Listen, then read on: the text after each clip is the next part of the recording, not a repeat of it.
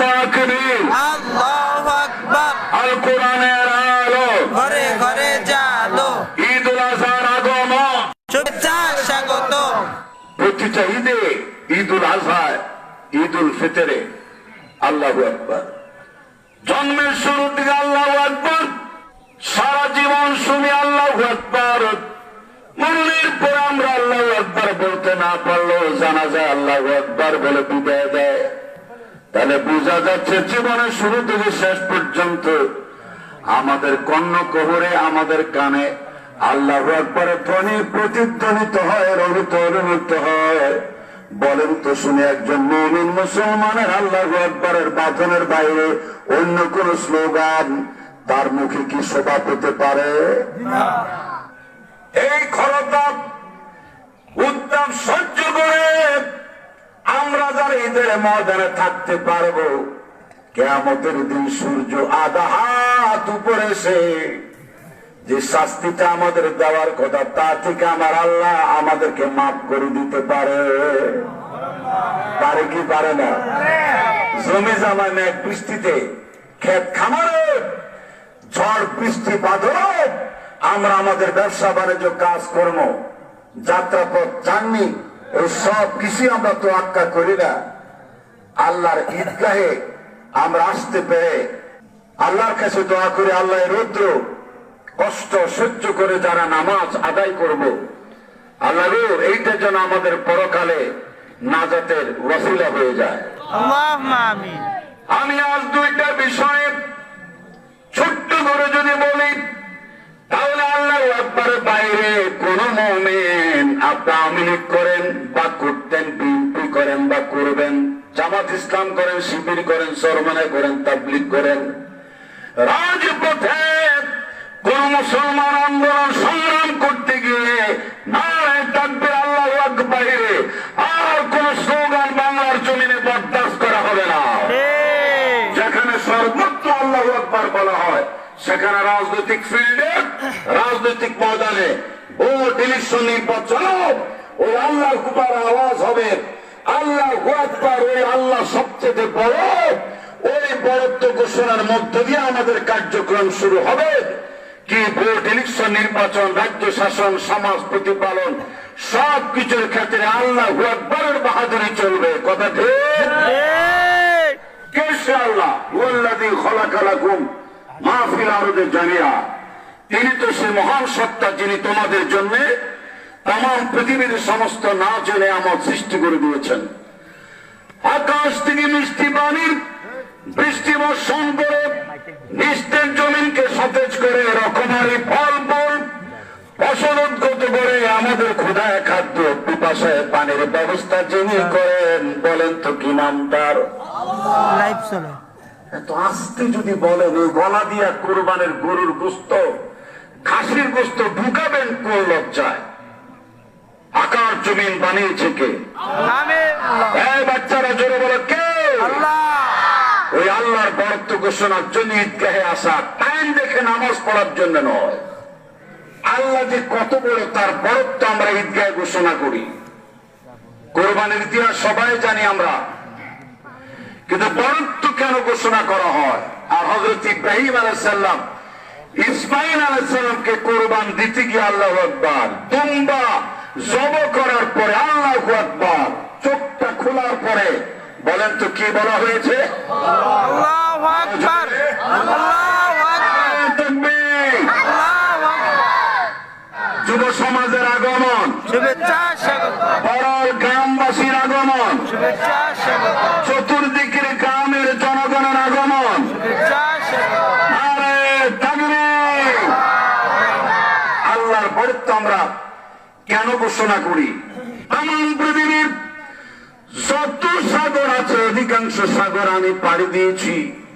বিশ্বের বিভিন্ন রাষ্ট্রে যখন ওয়াজ মাহফিল করতে যাই, ক্যাস্পিয়ান সাগর, ভূমধ্য সাগর, প্রশান্ত মহাসাগর, এরপর আটলান্টিক মহাসাগর, সাগরের পানিগুলি এক জায়গায় এনে জিব্রাইল ফেরেশতার মাথার তালুতে ঢেলে দিলে তার মাথা এত বরফ, একটা ফোঁটা পানিও তার মাথার তালু থেকে জমিনে গড়ায় পড়ার আগে সব পানি জিব্রাইল ফেরেশতার মাথার তালুর মধ্যে শুকাইয়া যাবে।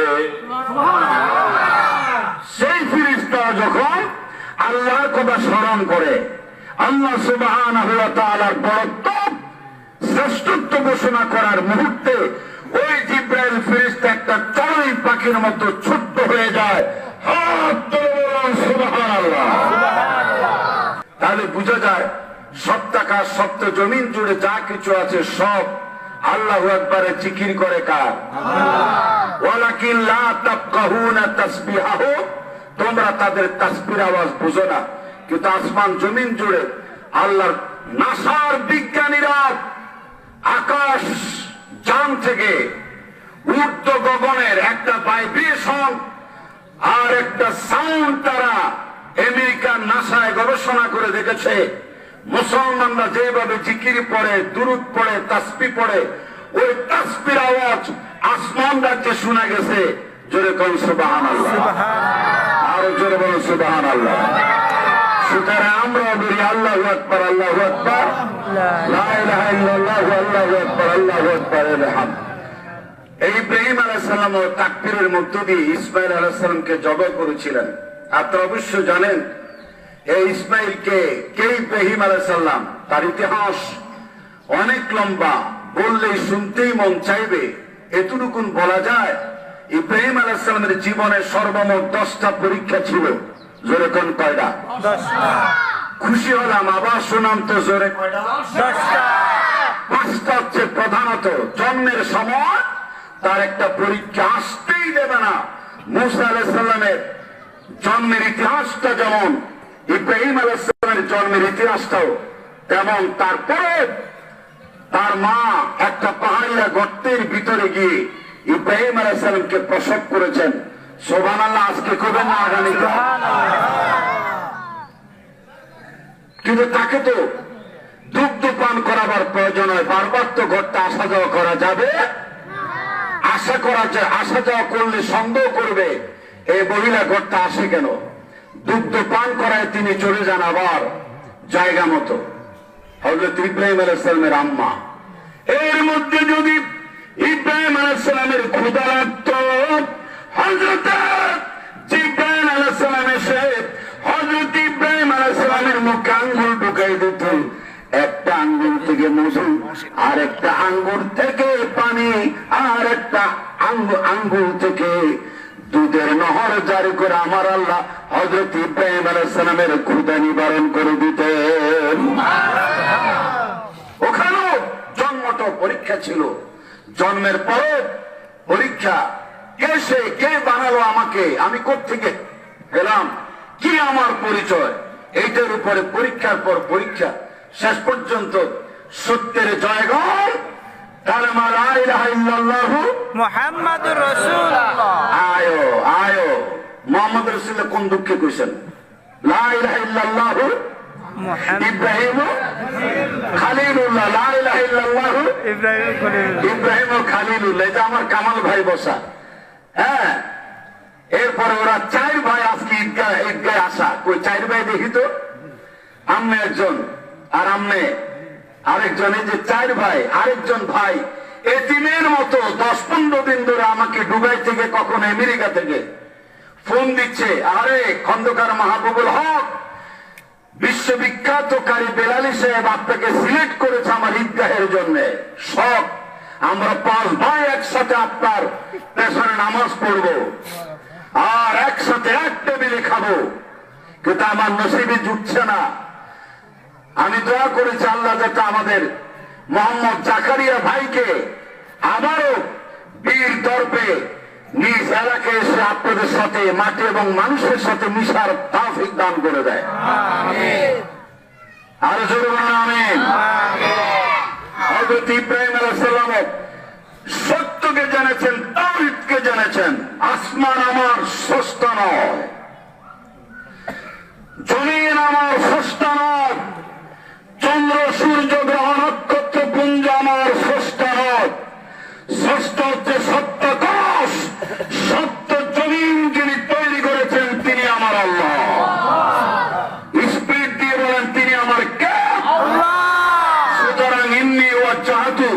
وجهي للذي فطر السماوات والأرض حنيفا وما أنا من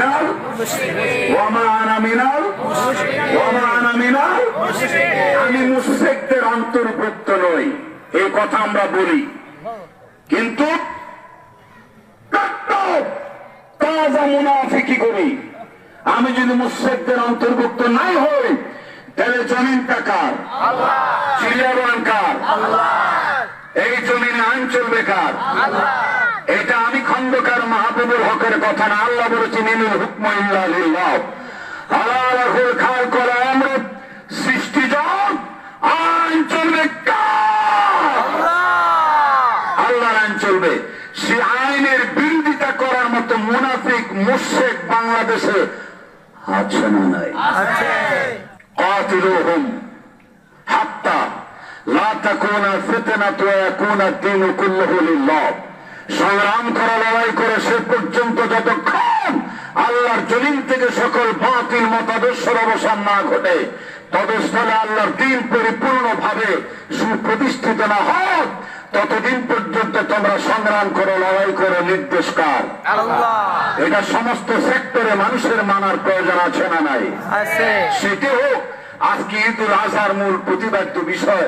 আল্লাহ কবুল করুক জন্য আমিন। ওই নমরুদের সিংহাসন প্রসাদে ইব্রাহিম আলাইহিস সালাম আওয়াজ তুলেছেন, লা ইলাহা ইল্লাল্লাহ ইব্রাহিম খলিলুল্লাহ। পড়ে তো নাই, আগুনে নিক্ষেপ করেছে।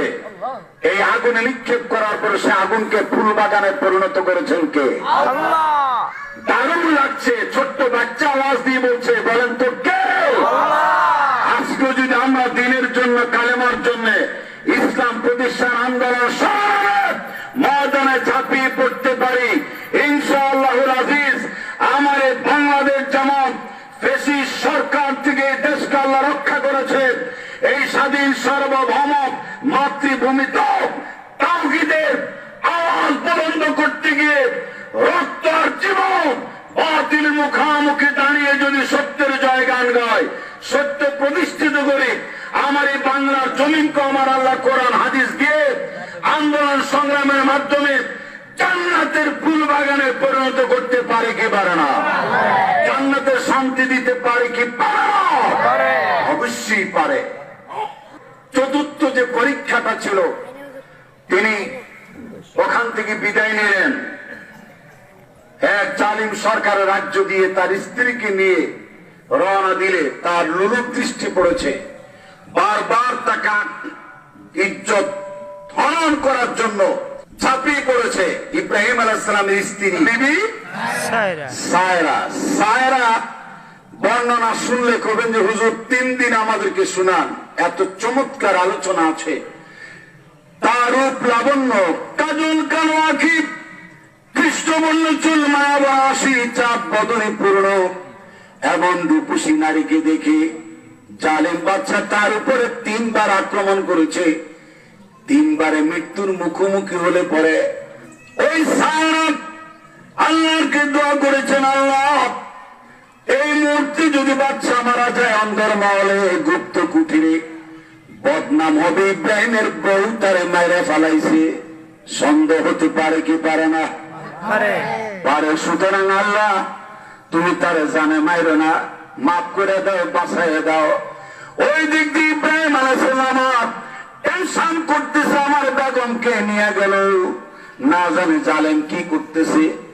মহিলা হয়তো লজ্জায় স্বামীকে নাও বলতে পারে, হ্যাঁ আমার কিচ্ছু হয় নাই, কিন্তু না, হযরত ইব্রাহিম আলাইহিস সালাম আর তার স্ত্রীর মাঝখানে দেয়ালের ওই রাজপ্রাসাদের যতগুলো দেয়াল ছিল আল্লাহ রাব্বুল আলামিন কাছের মতো স্বচ্ছ পরিষ্কার করে দিয়েছে।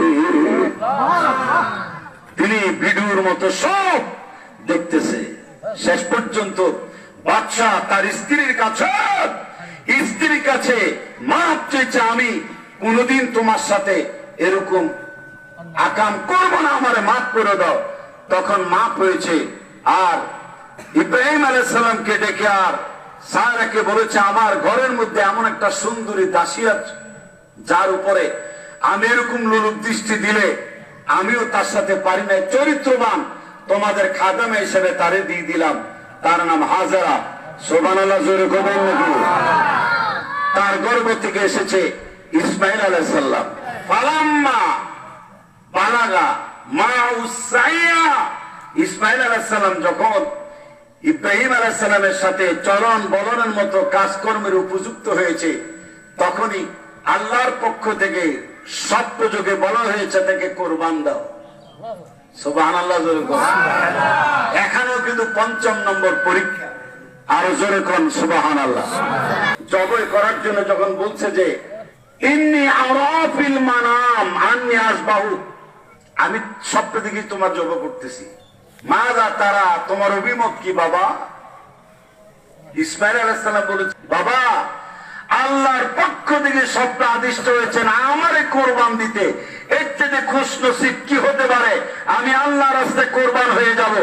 আমি এক বিনা শর্ত আমি রাজি আছি। সাতাজিদুনি ইনশাআল্লাহু মিনাস, আমি ধৈর্য ধারণকারীদের অন্তর্ভুক্ত থাকবো। আপনি জবাই করতে পারেন। জবাই করতে গিয়ে আল্লাহ রাব্বুল আলামিন তার চুরির তলায় ইসমাইলকে জবাই করেছেন নাকি দুম্বা? জোরে কোন কি?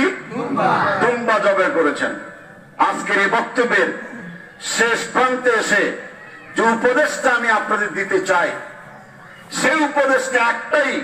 ইব্রাহিম আলাইহিস সালাম যেমন তার পুত্র ইসমাইল আলাইহিস সালামকে আল্লাহর রাহে কুরবান দেওয়ার জন্য একনিষ্ঠভাবে তিনি কার্যকর ভূমিকা পালন করেছেন, এই প্রতি ঈদুল আযহা ইব্রাহিম আলাইহিস সালাম যেন ডেকে ডেকে বলছে, আমি ইব্রাহিম যেমন আমার সন্তানকে আল্লাহর রাস্তায় কুরবান করার জন্য প্রস্তুত ছিলাম, তোমরাও এইভাবে তোমাদের সন্তানদেরকে আল্লাহর রাস্তায় পরিচালনা করার জন্য প্রস্তুতি গ্রহণ করবে সারাক্ষণ। আল্লাহ আমাদের তৌফিক দিক, জোরে বলো আমিন। আরো জোরে বলো আমিন। ইসমাইল আলাইহিস সালাম যেমন সারা পৃথিবীর যুবকদেরকে বলে, হ্যাঁ যুবকরা, আমি ইসমাইল যেমন কিশোর যুবক অবস্থায় আল্লাহ রাস্তায় কোরবান দেওয়ার জন্য মানসিক ভাবে প্রস্তুত ছিলাম, তোমরাও আল্লাহ দ্বীনের রাস্তায় পরিচালিত হওয়ার জন্য প্রস্তুত থাকবে। পৃথিবীর সমস্ত মায়েরা মাদেরকে ডেকে হাজেরা যেন বলে, আমি যখন আমার সন্তানকে কোরবান দেওয়ার জন্য পিতার হ্যান্ড ওভারে দিয়ে দিয়েছি, তোমরাও তোমাদের সন্তানদেরকে দ্বীন এবং ইসলামের পথে চলার জন্য এইভাবে আল্লাহ রাস্তায় প্রেরিত করবে। এই শিক্ষা আল্লাহ এখান থেকে নেওয়ার তৌফিক আমাদের দান করুন। আরো জোরে বলুন আমিন। আমাদের গোশত রক্ত জমিনে পড়ার আগে আমাদের নিয়ত গোশত খাওয়ার জন্য না আল্লাহর জন্য? এই নিয়ত পৌঁছে যায় সবার আগে কার দরবারে? পশু জব করার পাশাপাশি নিজের জীবনের পশু সুলভ খাসলতের কোরবান যারা জীবনে দিতে পারে না, তার কোরবানি আল্লাহর কাছে জীবনে কবুল হবে? আবার কোরবানির পশু জব করার পাশাপাশি নিজের জীবনকে আল্লাহর রাস্তায় কোরবান করার জন্য মানসিকতা যে আত্মা রাখে, তার আত্মার কোরবানি আল্লাহর কাছে সবার আগে কবুল হয়ে যাবে। এমন কোরবানি আল্লাহ আমাদের দেওয়ার তৌফিক দান করুক, জরুরি আমিন। সবাই এবারে দাঁড়িয়ে কাতা সোজা করুন আর তাকবীর দিতে দিতে আল্লাহু আকবার বলতে বলতে আমরা দাঁড়িয়ে যাই ইনশাআল্লাহ।